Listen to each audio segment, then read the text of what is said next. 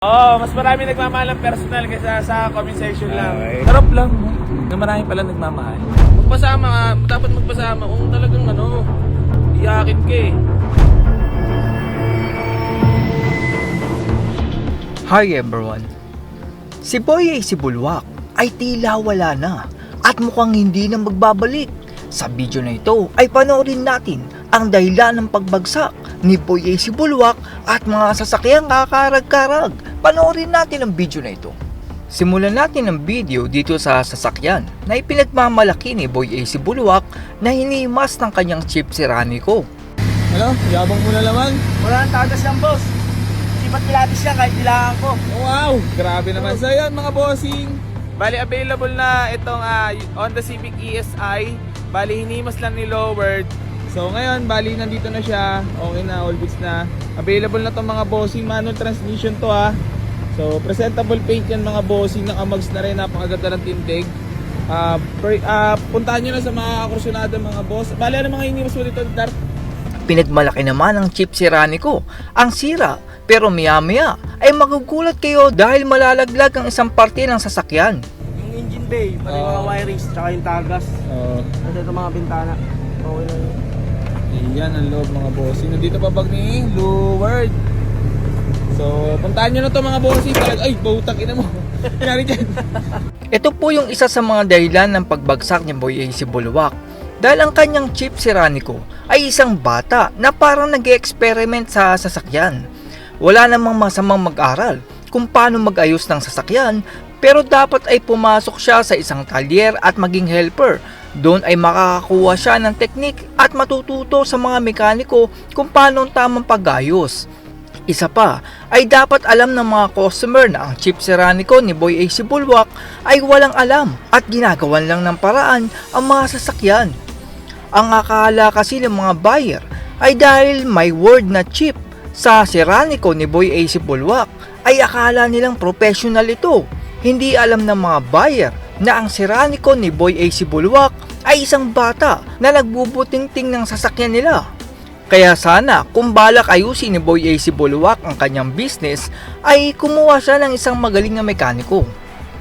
Yung tipong hindi himas kundi ayos ang gagawin sa sasakyan. Yang kasing word na himas ni Boy AC Bulwak ay isa yung katawagan na masabi lang na tumatakbo ang sasakyan. Kumbaga, ay yan yung band-aid solution at hindi pang matagalan. Hindi ko naman sinasabing dapat umabot ng taon, pero sana ay wag naman yung isang kanto pa lang ay tumirik na ang sasakyan. Tuwang-tuwa naman si Boy AC Bulwak na may nagpa-picture sa kanya at mas marami pa daw ang nagmamahal sa kanya. Labas to. Labas. Matalabigyan tayo. Mga followers, sir. Ayos, tanga na, talagang matras pa kayo ah. O baka may gusto kayo shoutout. Shoutout sa kapatid ko, sa tatay ko. Ayan, nanonood kayo lagi. Shoutout sa mga pamilya ko. Grabe, dami talaga nagmamahal. Daming basher, maraming nagmamahal. Oo, mas marami nagmamahal ng personal kaysa sa comment section lang.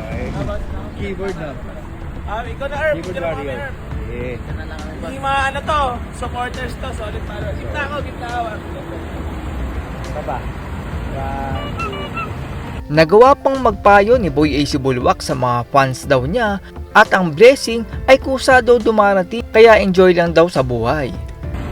Tuloy lang sa buhay. Enjoy lang. Oo, enjoy lang Habang mga ginagawa panghilig natin eh. yung mga bagay. Dapat Nagpapayo po, nagpapayo. Kasi blessing, pera, kusa na lang darating. Pero bumubulwak yun. Bubulwak na blessing. Oh, yun. Ano, bulwak? Bulwak! Kung ano man yung nasa lapit tayo. Ayan, paalis na. Ayan na, mga bossing ko mga Punta kami Valenzuela. Paano Ingat kayo. mo nakilala? Pogi. Ay, okay. Salamat sa Pangarap mo ba bumili ng bulok sa kanya? Pangarap mo rin bumili ng bulok? sana soon, no? Magkita tayo sa garahe, no? Kayo naman yung bibili, no? May bulwak ah, dapat. Legendary bulwak. Dapat paggawa tayong damit mo, may bulwak. Oo, damit, sticker. Marami na masyado nagmamahal. Alam nila, natutuwa sila sa bulwak. Okay. Hindi na, ginawa na nilang comedy, hindi na serious ano na.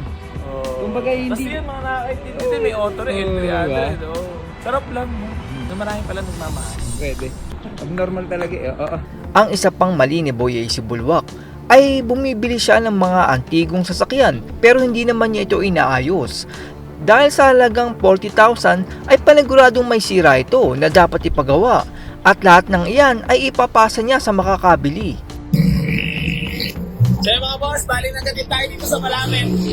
Yan, bibigyan na lahat si Bossing ng reserva. Ito na lang sa likod. Yan, bali sold na itong Toyota Small Body, 12 valve, may aircon, malamig, tissue, pasulang. Palibot ko lang sa inyo ng onti-onti.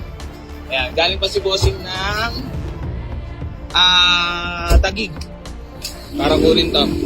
So, ayos na yung CR Wood, Boy Jigs, RR Wood, Kamay Wood. Yan, okay na to. Ayan, naka-muffler. Sold na. Ayan, nakagawa na ng kasulatan, mga boss. Napaka-cute.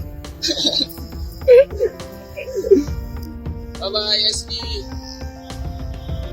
Isa pang nagiging dahilan ng pagbagsak ni Boy AC Bulwak ay kapag may nagrereklamong customer ay pinagsasamaan niya ng loob sa halip na ayusin ang problema. Katulad ng blow-by na sira nitong puting sasakyan. So yung mga bossing, bali babalik daw nila to at gawa ng blow-by daw, sabi ng mekaniko nila. Blow-by daw, sabi. Ayan. Ayan mga bossing, bumalik tong wala sa ayos yung bumili. Eh, nagre-reklamo, ayaw magpasama sa vlog. Kala mo naman talaga namang blow-by daw na available. Mga peperahan lang ng mekaniko naniwala naman agad. Ayaw naman magpasama sa vlog. Iyakin na wala sa ayos. Napakaganda manakbo. Kapon may kukuha na dapat na ito sa kanila ko binigay. Wala naman, hindi naman kasama dito nung binuntahan to. Tapos magre-reklamo, pangit pa ng dating. Mukhang hindi naman umubra si Boy AC Bulwak dito dahil nagawang ibalik ng buyer ang sasakyan, hindi tulad ng Adventure kung saan ay hindi na nakapagsalita ang mga buyer noon. Wala naman kahapon dito nang binili. Chinek naman, wala naman sa pilitan na nangyari. At may kukuha na ito kahapon, tiga Batangas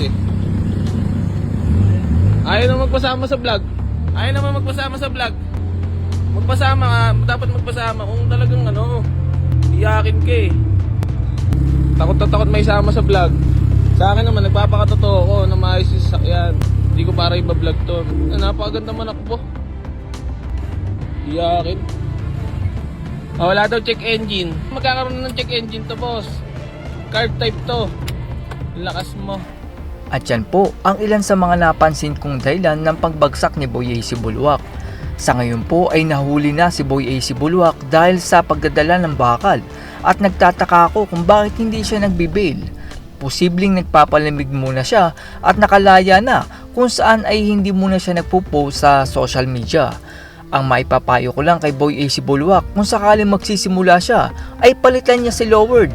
Maghanap siya ng maayos na mekaniko at hindi si Raniko.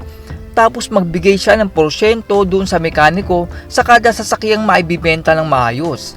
Sa ganung paraan ay sisipagin ng mekaniko at pareha sila magtatagumpay sa larangang pinili nila. Hindi yung ibibenta mo lang sira tapos ang pasasakitin mo lang ulo ay ang buyer na nagtiwala sa'yo. That's all everyone. Salamat sa inyong panonood. This is Chuck and you're watching Biker Drone.